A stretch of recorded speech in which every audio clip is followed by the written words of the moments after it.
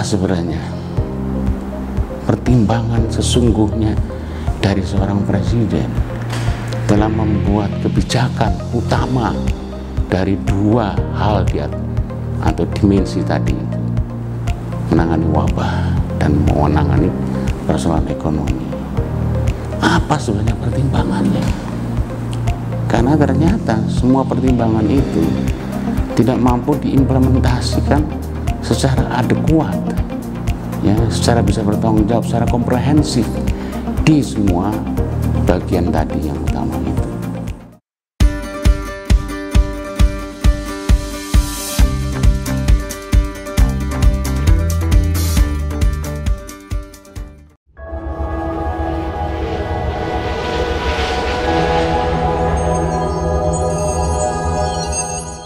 Selamat berjumpa kembali dalam Kopi Panas Radar.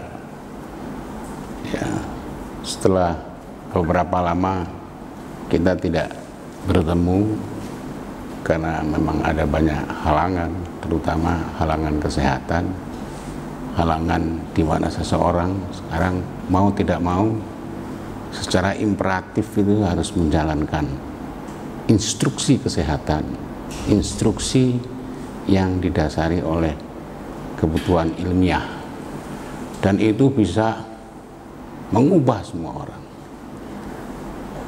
Semua pertimbangan keadaban, mulai dari politik, ekonomi, sampai spiritual,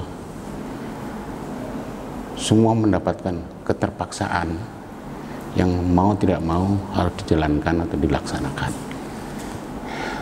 Nah, kali ini saya ingin mencoba membahas beberapa hal, ya, yang hampir secara keseluruhan itu nanti akan membicarakan satu tokoh, seorang kepala negara, kepala pemerintahan yang kita tentunya sangat mengetahui siapa tokoh itu, yang tidak lain adalah Presiden Joko Widodo. Nah, seperti biasa harus kita hirup dulu kopinya sebagai pertanda Kopi Panas Radar yang selama ini sudah Anda ketahui.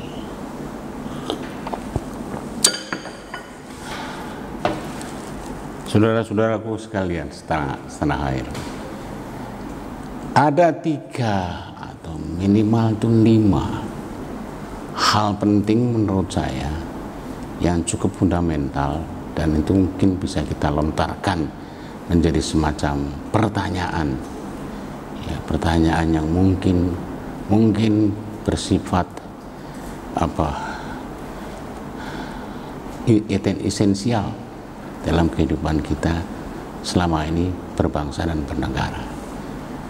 Nah, pertanyaan-pertanyaan itu akan coba saya lantarkan, dan sebenarnya pertanyaan itu harus dijawab atau selayaknya dijawab oleh sang kepala negara, karena pertanyaan-pertanyaan itu, karena itu esensial, dia menentukan cara hidup kita berbangsa dan bernegara, dan itu belum pernah dijawab dengan baik. Dan pertanyaan-pertanyaan serta jawaban itu harus dia tanyakan, diajukan kepada kepala negara sebagai bagian dari tugas pentingnya sebagai kepala pemerintahan atau sebagai pemimpin utama dari negeri atau bangsa ini. Ya, memang tidak imperatif, tapi kalau misalnya dia memiliki kekuatan dan keberanian untuk menjawab pertanyaan ini, saya kira hal-hal atau pertanyaan-pertanyaan itu bisa menjawab persoalan-persoalan yang sebagian orang merasa kita tidak pernah mendapatkan jawaban yang tetap, yang pasti, yang kuat dan adekuat. Nah, kita akan tanyakan itu dalam satu macam serial di mana setiap seri itu ada 3 pertanyaan penting yang berkaitan dengan Jokowi, berkaitan apa yang telah dilakukan, dia pikirkan, dia jadikan kebijakan dan menjadi haluan negara, menjadi arah dari bangsa ini dan seterusnya, mulai dari arah sejarah sebelumnya sampai sejarah di masa depan. Nah, 5 pertanyaan itu akan saya coba elaborasi satu persatu dari pertanyaan A atau pertanyaan pertama ya. Nah, pertanyaan pertama itu adalah, saya merasa bahwa kita berhak untuk mendapatkan jawaban yang lebih kuat ya, lebih esensial dari seorang presiden dan kepala negara tentang berbagai macam persoalan atau masalah bangsa ini belakangan hari itu. Nah, diantaranya adalah satu itu pertanyaan tentang bagaimana sebenarnya seorang presiden dan kepala negara, walaupun agak kacau itu, menangani persoalan wabah itu, pandemi itu. Kita mungkin tahu bahwa sang presiden bersama seluruh pembantunya itu mencoba menangani wabah itu, tapi kita paham benar gitu bahwa penanganan wabah itu memiliki masalah yang sangat tidak kecil. Hampir semua kalangan bukan hanya memprotes, mempertanyakan, sampai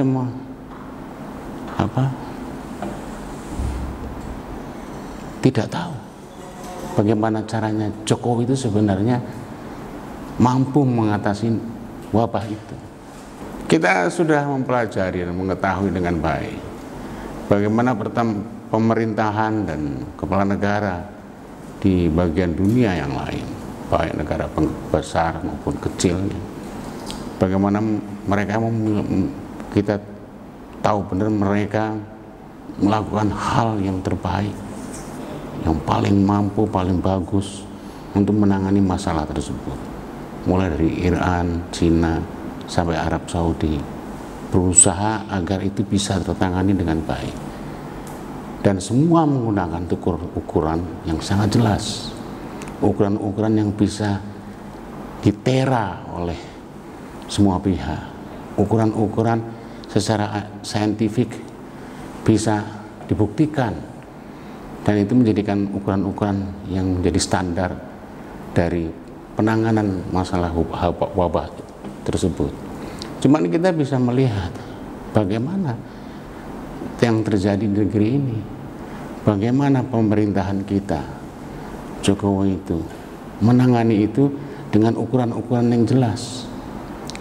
Hampir seluruh pihak, tokoh maupun ahli-ahli ilmiah yang ada di negeri ini itu merasa bahwa semua ukuran itu, cara penanganan itu sama sekali tidak ada kuat, sama sekali bisa tidak teruji, dan itu hanya memperlihatkan atau menunjukkan hal-hal atau cara-cara di mana pemerintah itu melihat wabah itu hanya sebagai semacam propaganda dia bahwa itu sedang diatasi atau mungkin sebagian sudah teratasi. Tetapi semua pihak tahu benar, tahu persis itu tidak teratasi. Ya. Mau pakai propaganda bagaimanapun, dengan cara bagaimanapun, ahli-ahli pandemi kita sudah bicara di berbagai tempat itu bahwa apa yang dilakukan dalam cara menangani wabah corona itu benar-benar tidak bisa dijadikan standar bagi bangsa ini, bagi rakyat yang mengalami itu. Lalu bagaimana Jokowi menangani itu bila ternyata hal tersebut, ya, penanganan itu hanya bersifat semacam kamuflase saja, manipulasi, bahwa seolah-olah itu sudah tertangani, tapi sebenarnya di baliknya itu ada satu fenomena atau satu kenyataan, data yang nggak bisa lagi dipertanggungjawabkan oleh Jokowi dan pemerintahannya. Dan itu semua orang sudah tahu, ahli dalam negeri apalagi ahli di luar negeri. Nah, bagaimana yang kedua, pertanyaan kedua dari yang bagian pertama ini adalah bagaimana kebijakan penanganan wabah itu